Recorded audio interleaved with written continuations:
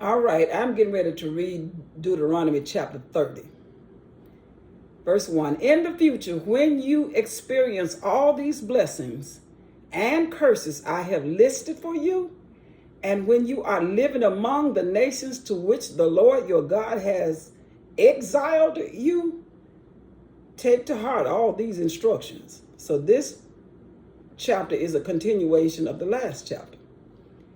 If at that time you and your children return to the Lord your God, and if you obey with all your heart and all your soul all the commands I have given you today, then the Lord your God will restore your fortunes. He will have mercy on you and gather you back from all the nations where he has scattered you. Even though you are banished to the ends of the earth, the Lord your God will gather you from there and bring you back again. The Lord your God will return you to the land that belonged to your ancestors, and you will possess that land again. It belonged to your ancestors. I'm giving it to you. Then he will make you even more prosperous and numerous than your ancestors.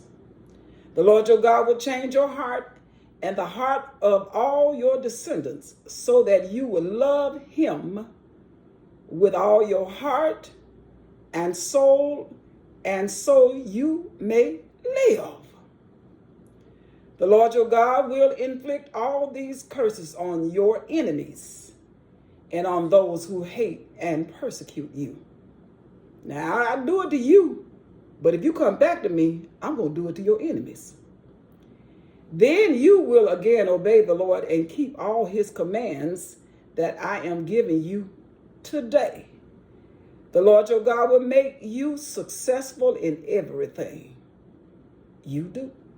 You got to do something now. He will give you many children and numerous livestock, and he will cause your fields to produce abundant harvest. For the Lord will again delight in being good to you as he was to your ancestors. The Lord your God, he said, I'm your God. The Lord your God will delight in you if you obey his voice and keep his commands and decrees written where? In this book of instruction. And if you turn to the Lord your God with all your heart and soul.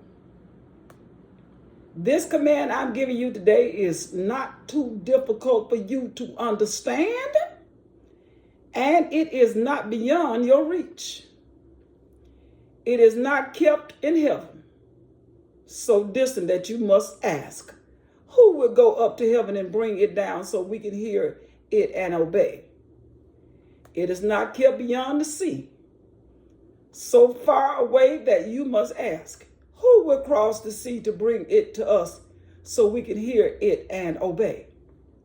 No, the message is very close at hand. It is on your lips and in your heart so that you can obey it. Now listen, today I am giving you a choice between life and death, between prosperity and disaster. For I command you this day to love the Lord your God and to keep his commands, decrees, and regulations by walking in his ways. If you do this, you will live and multiply. And the Lord your God will bless you and the land you are about to enter and occupy. But if your heart turns away and you refuse to listen, and if you are drawn away to serve and worship other gods, then I warn you now that you will certainly be destroyed. You will not live a long life, good life in the land you are crossing the Jordan to occupy. Today I have given you the choice between life and death, between blessing and curses. Now, I call on heaven and earth to witness the choice you make. Oh, that you would choose life so that you and your descendants might live. You can make this choice by loving the Lord. You can make this choice by loving the Lord your God, obeying him, and committing yourself firmly to him. This is the key to this is the key to your life. And if you love and obey the Lord, you will live long in the land the Lord swore to give your ancestors. Who are they? Abraham, Isaac, and Jacob. Deuteronomy chapter 30.